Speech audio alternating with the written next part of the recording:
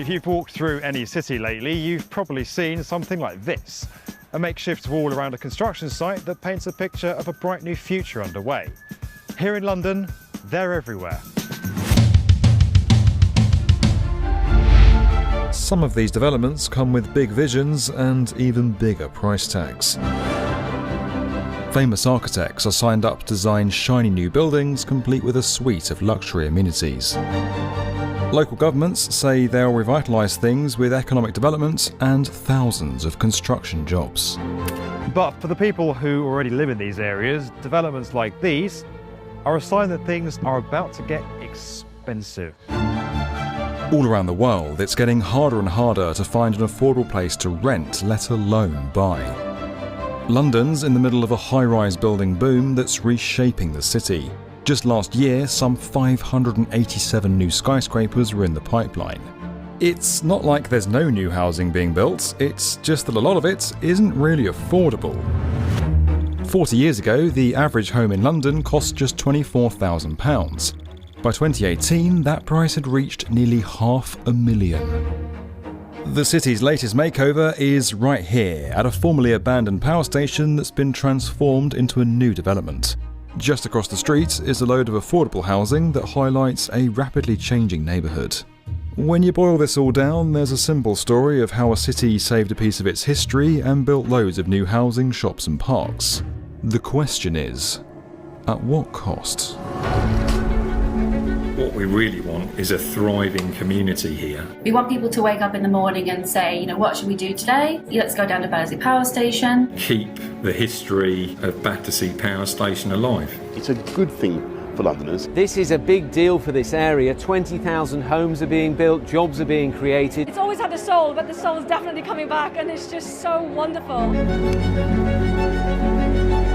It's not for anyone really who is indigenous to this area. It was never designed for them. It's just built for people who've got sheer access to wealth and money. So we've got to build genuinely affordable homes for Londoners. There is a scramble for people to try and become asset owners. Unless you can buy your own place, you're just totally screwed by the system. The world's housing market is hurting. It isn't a crisis anymore. It is a disaster. Your lottery! Our displacement! The housing system in this is not designed to meet the needs of ordinary Londoners. It's not.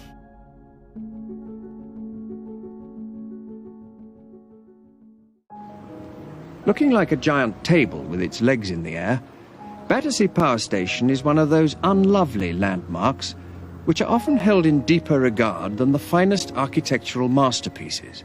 Before Battersea Power Station was London's newest luxury neighbourhood, it was, funnily enough, an actual power station. You might recognise it from Pink Floyd's Animals album, or Doctor Who, Sherlock, Batman, the list goes on. At its peak, Battersea was supplying a fifth of London's electricity, but it was shut down in the 80s due to air pollution and then sat abandoned for decades. During that time, it was granted Grade 2 listed status, meaning that it's formally protected as a heritage site. As the years rolled by, ideas for how to repurpose the massive building came and went. Well, sadly, its smoke-belching days were actually its heyday. It's all been downhill since then. Pretty depressing waste, really, of one of the most iconic, most unique buildings in London.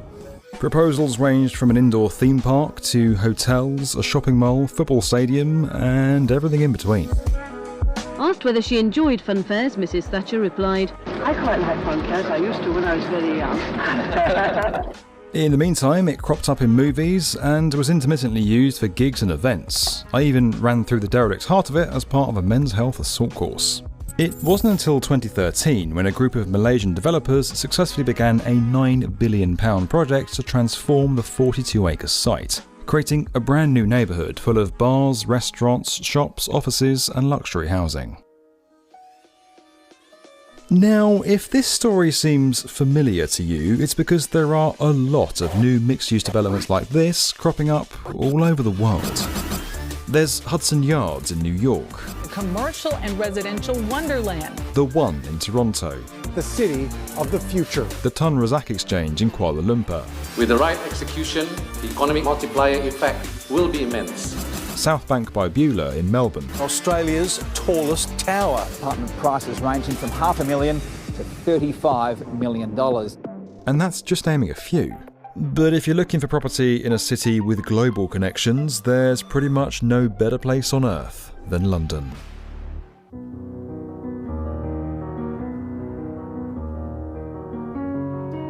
When it comes to renovating iconic landmarks, there's a lot of pressure to get things right.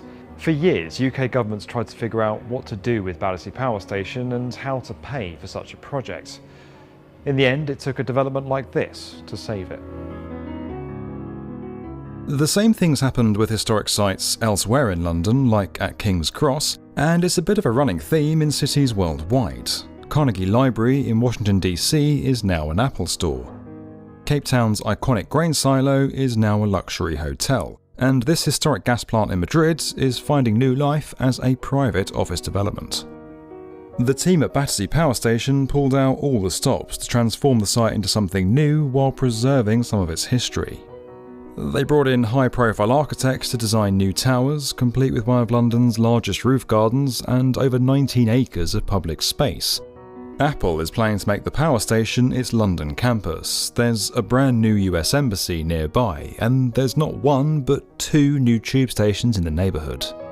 Our vision and the vision of our shareholders is going to be a new town centre for Wandsworth and also for London. So we want people to come here, we want people to shop, to live, to spend time. So we really want it to be that draw for the local community and the wider area. Battersea Power Station is being developed in no fewer than 8 main phases, with the first 4 laid out so far. First was building a new apartment complex, which was complete in 2017. Next was converting the old power station into new shops, apartments, offices, restaurants, and an event space. That's set to open to the public in autumn 2022. The third phase is to construct a brand new high street along with a Frank Gehry designed building, and the fourth will be the construction of new affordable housing. There are already more than 1,800 people living in the new homes built in Phase 1. Rent in the new developments ranges from around £2,000 to more than £7,000 a month. If you're in the market to buy, that'll be anywhere from more than £550,000 for a studio to £7 million for one of the ultra-luxury Sky Villas. Yes, there are now 18 Sky Villas on top of an old power station, complete with private terraces, 360-degree views of London, and a communal roof garden. Now, it's difficult to overstate just how big Battersea Power Station really is. The entirety of St Paul's Cathedral could fit inside the main boiler house. As you might imagine, converting this enormous building from a coal plant into a new mixed-use development wasn't exactly a stroll along the river. Fundamentally, we are using the building in a different way, and we were often finding that foundations weren't quite the shape and size that they were on the original drawings. As I say, you can do lots of surveying, but until you actually dig it all up, trial hole that you did wasn't quite in the right place, and then inevitably you discover things. So that's a challenge. The first pair of the power station's iconic chimneys were built in the 1930s, and the second 2 followed later in the 1950s. Having channeled decades of CO2 by the time this new development began construction, they were all in bad shape and needed to be completely demolished and rebuilt. Almost 25,000 wheelbarrows of concrete were poured into these 51-metre tall structures, using the same jump form technique as when they were first built. The concrete was hoisted up to the top of the chimney, transferred into wheelbarrows, and then hand-poured into the structures. The hoist-carrying workers was moved up after each section dried until they reached the top. The same materials were used to construct the new chimneys. The only thing that's new are the more modern steel reinforcements hidden inside. The original chimneys were reinforced with a helix-like metal cage within the concrete, whereas the new chimneys use a modern gridwork. Everything else, down to the exact paint colour, was meticulously matched to replicate the originals. One of the chimneys has even been fitted with a glass elevator, drawing visitors to the site with the promise of 360 views of London. And it's not just the chimneys that got a makeover. Much of the outside of the power station was also taken apart and rebuilt. The restoration team was so meticulous with the brickwork that they actually tracked down the original manufacturers to create 1.7 million handmade bricks to replace originals where needed. Even the control room was restored to its original state and is set to be used as a pretty cool events venue. I think it's not just me, but there's a lot of people in the team that feel a bit of responsibility and an obligation to get this right. You know, it's a historic building. There's a huge amount of passion in the team to respectfully restore the historic elements of it. Now, the renovation of the power station isn't a standalone project. It's actually part of one of Europe's biggest regeneration schemes that's out to transform this whole area of London, from the power station down here at Battersea, right up to where those new skyscrapers are rising at Vauxhall. Way back in 2012, when Boris Johnson was Mayor of London, he introduced a plan for something called the Vauxhall Nine Elms Battersea Opportunity Area. Catchy name, right? I think there is no going back now. I think all the doubters, all the cynics are going to be blown away. This is going to happen, and it's quite an extraordinary thing. Okay, we get it, we know this sounds incredibly dull, but this document right here is essentially a master plan to take this area of London and transform it into a bustling new neighbourhood filled with new apartments and businesses. While this is one of the biggest, it's not London's only plan to reshape a neighbourhood. These so-called opportunity areas play a big role in where new developments pop up. There are 47 of them now identified across the city. The idea is that by strategically putting resources into new construction, the government can help introduce new homes, jobs and investment into an area. And that's not just a London thing. City planners around the world have long used zoning rules and redevelopment programs to direct resources to certain regions. San Francisco publishes its development pipeline. New York City has a map of urban renewal areas. And Melbourne has a digital model of all its new developments. Of course, every site is unique, but if you want to get an idea of which neighbourhoods might soon be described as up and coming, then maps like these are a really good place to start. In theory, new homes, more businesses, public parks and better infrastructure like train lines are all good things. And so far, all the effort that's gone into transforming Battersea is starting to pay off. The neighbourhood's been topping lists of places to live. High-profile buyers like Sting and Bear Grylls have snapped up properties here. And despite slow sales at the start of the pandemic, the developers told us they've sold 94% of all residential properties. House prices right across Battersea have more than tripled in the last 20 years. Now the average is £750,000. If you're a real estate developer, local council or homeowner looking to sell some of your property to raise money, that's good news. But if you're a Londoner looking for an affordable place to live, not so much. Battersea is still very much an area in transition. You can see the stark contrast just by crossing the road. This is a good shot right through there, look. Yeah, look at that. Yeah, it's a beautiful shot right through there, the development. Two cities, two worlds. Neil Pinder grew up in Patmore Estate, a council housing development just across the street from the power station. Now he works as a professor of architecture, trying to make the industry more accessible and decode some of the language used by architects and developers. And so this is where I grew up here, right, number 2. This is where we used to play football. So we used to have massive football matches, you know, 15 a side. Literally. The fear is that it's only a matter of time until these council estates that now find themselves on high-value sites in the centre of the city are either demolished or prices go up by so much that the current tenants can't afford to stay. To be very clear, there are no current plans to demolish Patmore Estate, but such a move wouldn't be unprecedented. It may have once been home to 3,000 people, but now it's coming down bit by bit.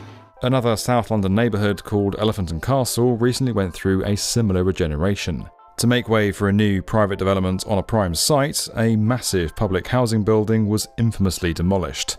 Residents were uprooted from their homes and relocated. There's almost like there's so much development happening around here now. Yeah. Are places like this under threat? Yes, definitely, because they're selling these off. I mean, one of these 3 bedrooms, I think, is about 400,000. Once they've bought it, so they bought it for, you know, X number % discounts, X number of years, so they're making money, which you don't begrudge anyone. But who's going to be able to buy it for 400,000? Wandsworth, the London borough that Battersea Power Station sits in, has a higher level of homelessness than London on average. Despite a surge in new housing in the last decade, the number of people on the years-long public housing waitlist hasn't gone down. In fact, it's gone up. Still, there are more than 87,000 empty homes across London, properties largely out of reach from the people that need them.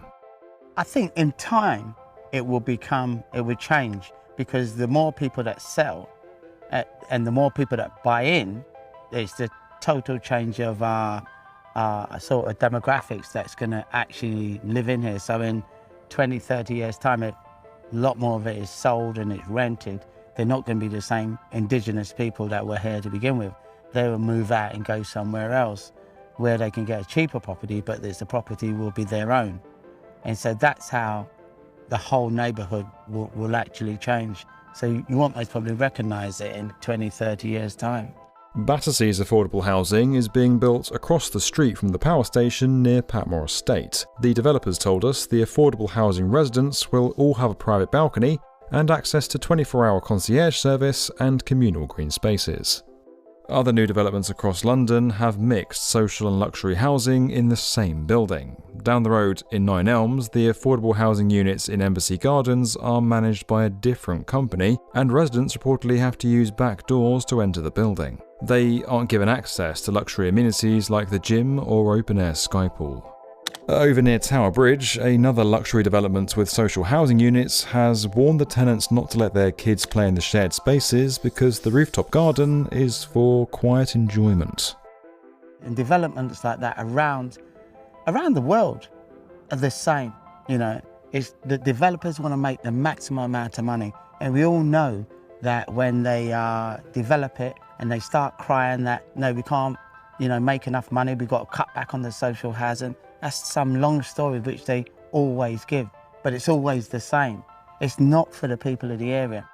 I guess I would first ask those people if they've ever visited in person. People that I speak to, that's not their impression when they come here and when they leave. I think a lot of people see things like the public realm, for example. It's not a gated community that anyone can come here. They see everything that we're offering for the public as well as people who've invested here. You can come to Battersea and not spend a single pound. You can enjoy the park, you can enjoy the river.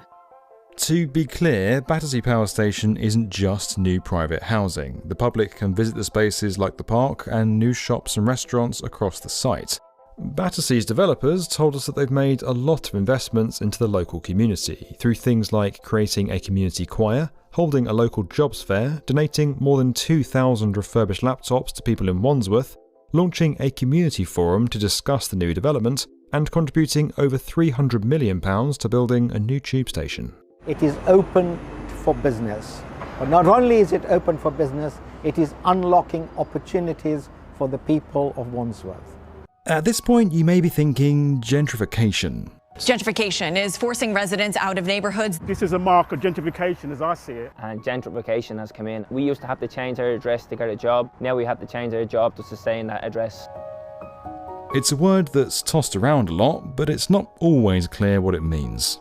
It's a reinvestment in the built environment, but also then it's a change in the social users of that environment in the sense that it goes upmarket, if you like. Think less low-cost markets, more high-end shops, or less low-income renters and more high-income homeowners. Of course, this doesn't just happen in London. Neighbourhoods all around the world go through transitions like this. It's not everyone benefiting from the rebirth of an area, just some people, normally those with money. And that's not great for building a community.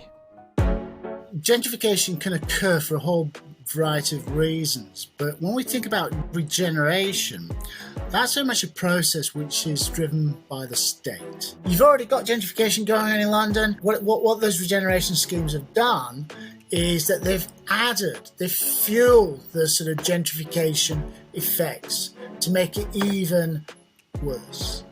Countries all around the world are struggling with housing right now. Urban populations are growing, there's a shortage of land, materials and construction workers, and prices for everything are going up. That's led us here.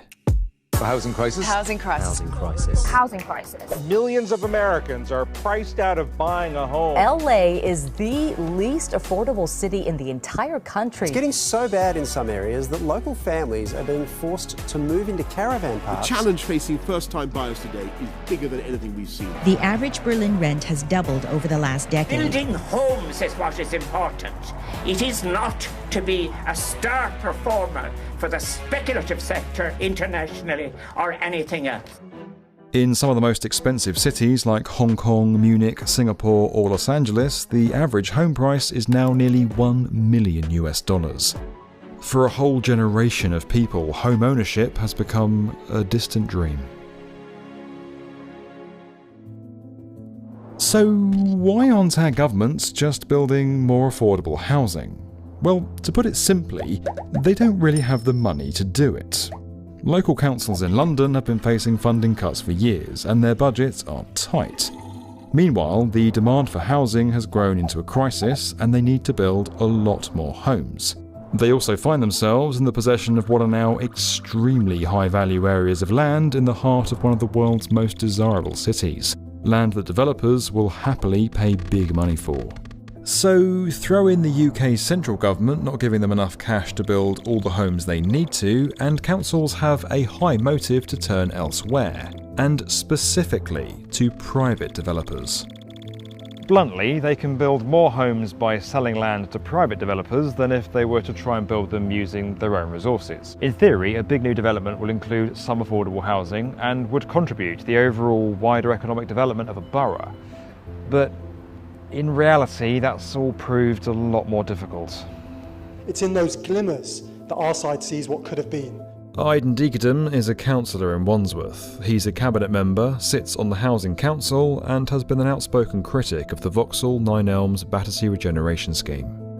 It's a watered down vision of what any kind of like municipal project of building social housing would look like. It's the only kind of like crumbs that we're getting at the moment is like this bit that we get from private development.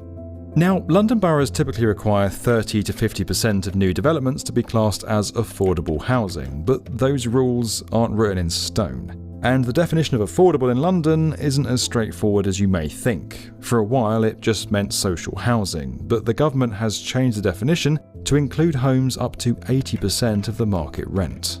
Battersea Power Station's affordable units are available for people to buy through a shared ownership scheme that's designed to make owning a home more affordable. There'll also be rental units available at a subsidised rate, and the first residents are set to move in this year.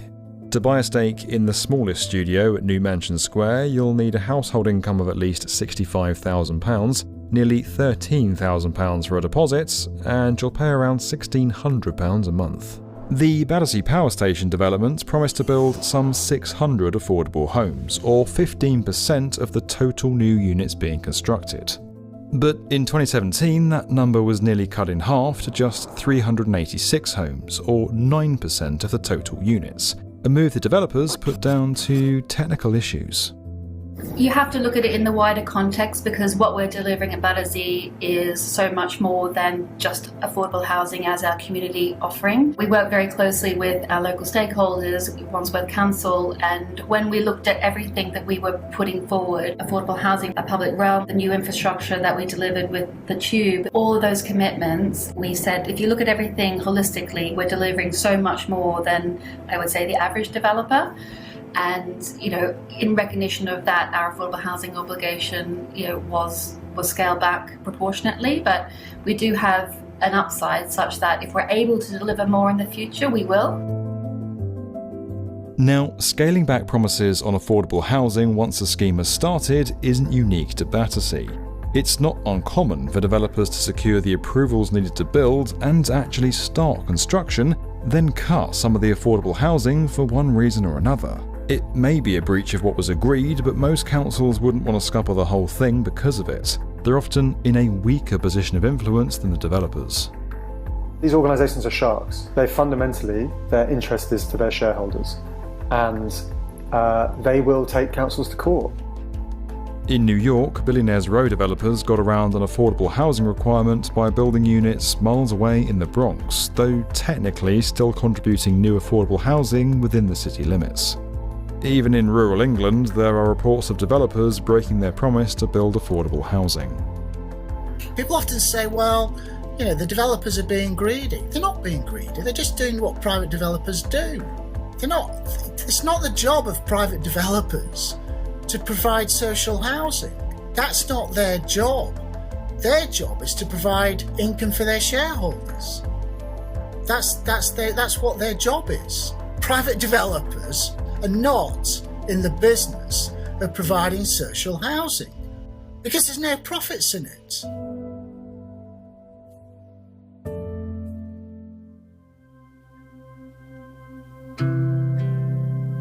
The need for affordable housing isn't going away, and new construction can be part of the solution. The best cities thrive on diversity, and we've got to house everyone that wants to live in them, not just the wealthy. We need new homes, and we have a whole industry of amazing people who can build them. But how do we ensure these projects are helping solve the housing crisis, rather than just making it worse?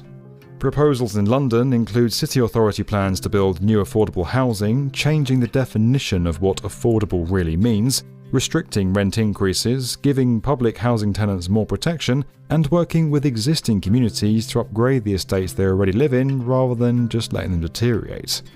I believe that people like me, people like you, people who live in London and who invest in London should be the people that are designing the cities around London, in London. They deserve it. They deserve to design their own environments, not somebody else coming in and imposing what their ideas of architecture should be.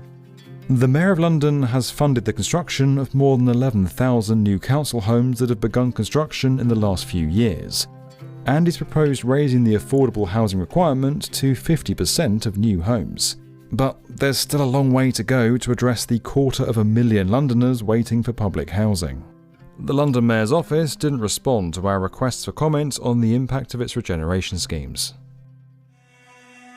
Of course, this issue is much bigger than Battersea or even London. The cost of housing globally has skyrocketed over the last 2 decades. The UN says the world now needs to build 96,000 new affordable homes every day to house the billions who are going to need access to them by 2030.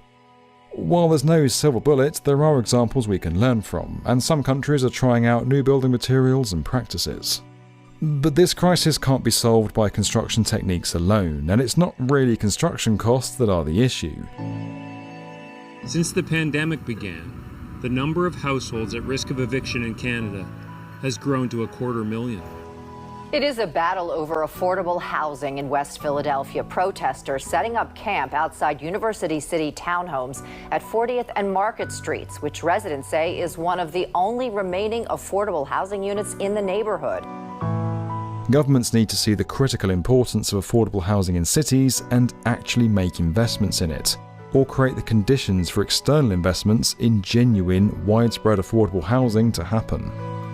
In Vienna, the city owns about a quarter of the housing stock and is spending money on new public housing with green spaces. Nearly 4 in 5 people in Singapore live in public housing and are able to purchase their properties below market value in certain communities. Over in Germany, there's been a big push on tenants' rights and a move to reclaim housing from private developers. There are plenty of ideas out there, but none of them can work on their own. The real challenge is finding the political will to get this done. To truly fix the affordable housing crisis, cities will need to lower inequality in their societies as a whole.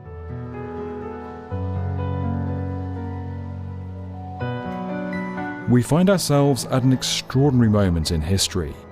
Our societies suffer from huge wealth inequality. There's unprecedented demand for affordable housing. Lots of new construction is happening, large areas are being irreversibly transformed, and many apartments are sitting empty. The result is a sort of hollowing out of our inner cities that our current systems seem unable to stop.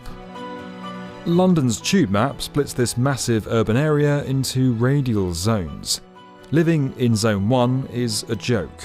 Zone 2 is extremely expensive, and most people now shoot for a place in zones 3 or 4 at best. In time, that outward march will continue. What's left in the middle? As London populations grow and grow, and housing becomes more of a rarity or scarcity, these should have been at least not their term as affordable housing or affordable rent. It should be a rent that they could afford, everybody could afford. And then they feel part of the community, they feel part of London again. Battersea Power Station has added a lot of new jobs and economic benefits by building something for the public out of essentially nothing. Now anyone can go to the park, eat, drink or shop by the river on a site that used to be wasteland. Making that possible is no small feat and testament to the power of this industry.